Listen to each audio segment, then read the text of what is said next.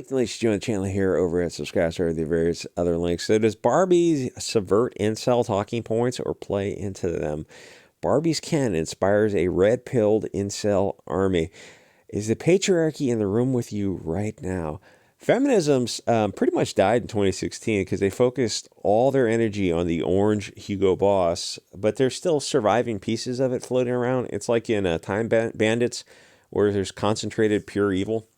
Because if you're an angry fat chick, instead of simply eating less and walking around the block, you write articles about Chad because I guess it's envy. First of all, the Mary Sue is one of the most hate-filled, racist, sexist collection of people you're ever likely to find. And some of their takes on pop culture and politics are contradictory, which they don't seem to notice, even when they should. Like it's obvious some of the things they contradict themselves with. So they put out this article on the Barbie movie because people have noticed that the messaging in the movie seems to be all over the place, and there are hypocritical themes throughout the movie, which obviously makes it a perfect movie for SJW women who are not really thinking too deep about it. It's like they will hear what they need to hear to stay in an echo chamber. The messaging, some of the messaging in the movie is that the in-movie universe, the matriarchy is bad, while in the real world, the patriarchy is bad for some reason. I mean, not the real world. The patriarchy is the only thing that is the glue that keeps the society together.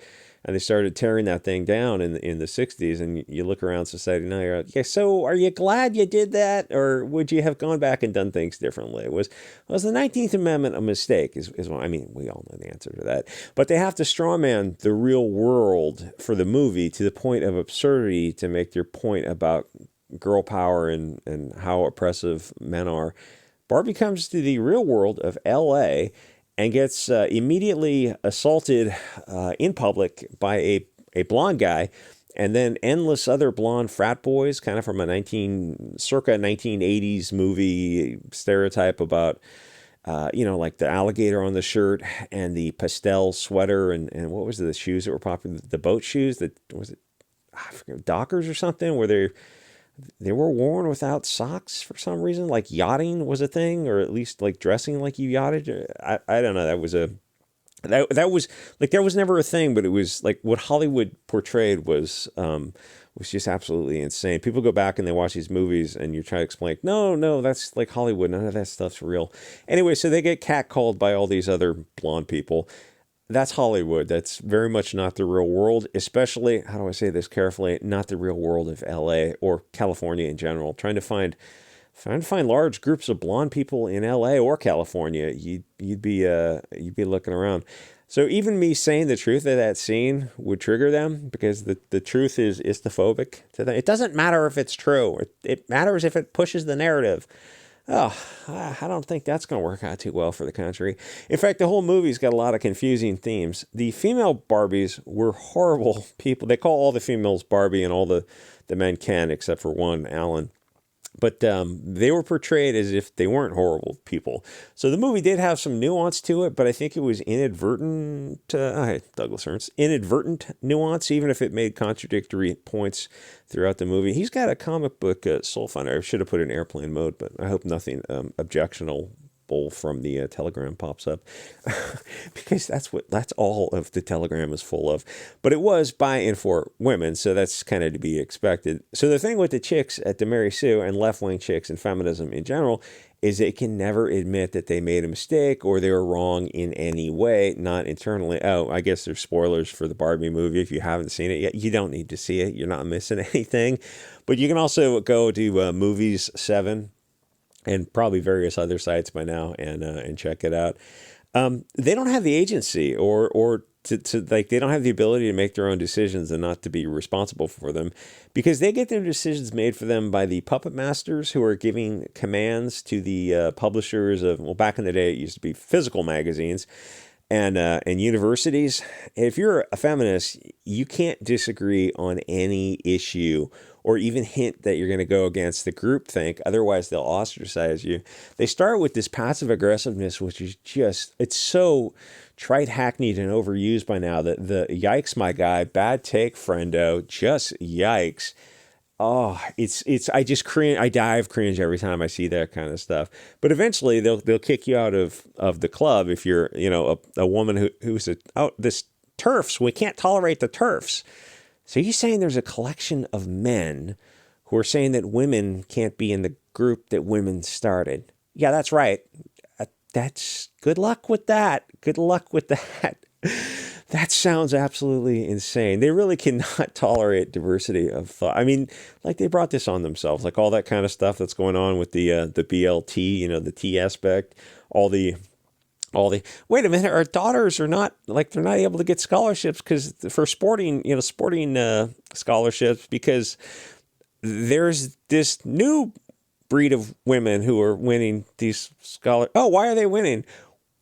Well, this new type of woman is taller and stronger, has better lung capacity. It's like I mean, anyway, so they're big on things like slut walks, and they're against whore shaming and body shaming, or otherwise attacking the marginalized and oppressed, which magically just happens to be them no matter what.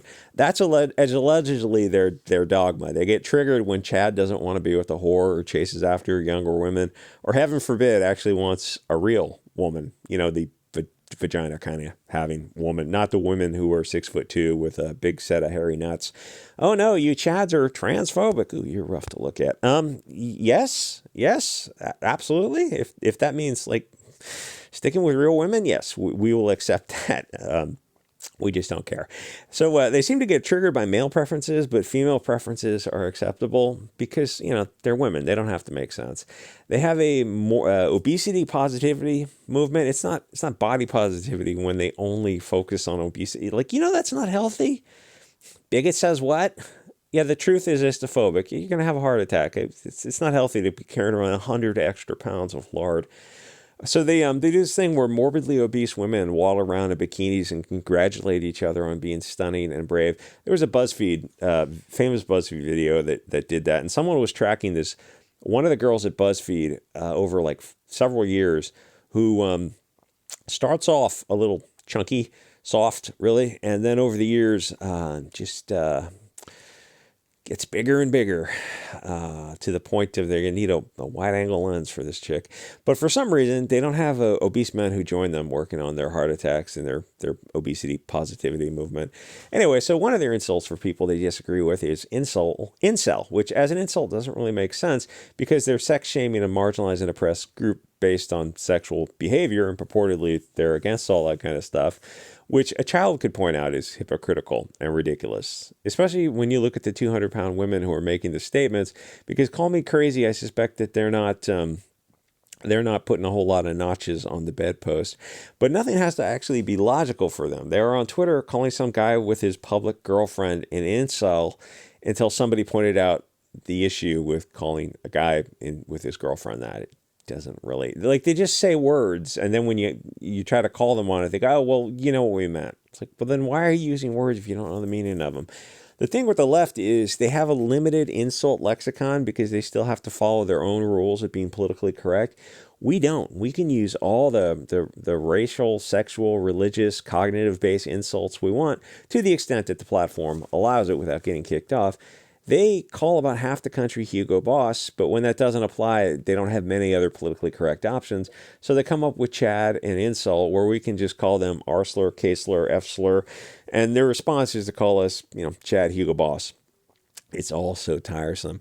So she writes this article, and out of all the many Mary Sue articles I've read, or really any feminist article, never do they take responsibility for their own behavior. Literally everything is a responsibility of men. The whole article never shines a light on Barbies' negative behavior or women's sometimes toxic behavior. It's like, yes, men and women can sometimes be toxic. No, that's impossible to look at women's behavior. I mean, don't you want to foster good relationships between men and women so they get married and have kids? And I don't think that's their goal. I think their goal is to no. Women should wait until their 40s to find a man. Yeah, you're just going to genocide yourself through low birth rates. Literally, all their argument is one-sided. I don't think their worldview allows for self-reflection, which is one of the reasons nobody takes feminism seriously. Dear Lord, why would you? So Barbie is headed towards $800 million, not because it was a good movie. It definitely wasn't. But it had two pretty blonde people as the leads and the best marketing campaign on earth because it left all the feminism out.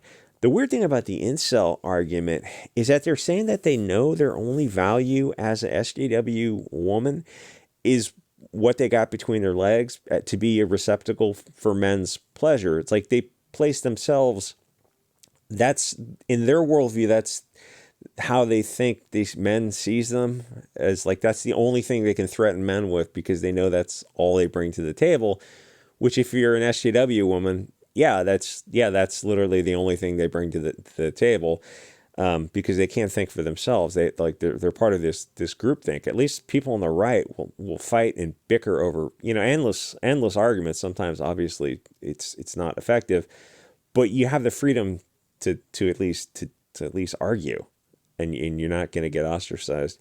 Anyway, it's kind of a self-own on these like SJW women when they place all their value as their ability to be just a receptacle, but they never think through the things they're saying to the logical conclusion and go, I just called myself a cum dumpster, didn't I? Like, yeah, that's what you're implying. Anyway, like, comment, subscribe. We'll see you guys all next episode.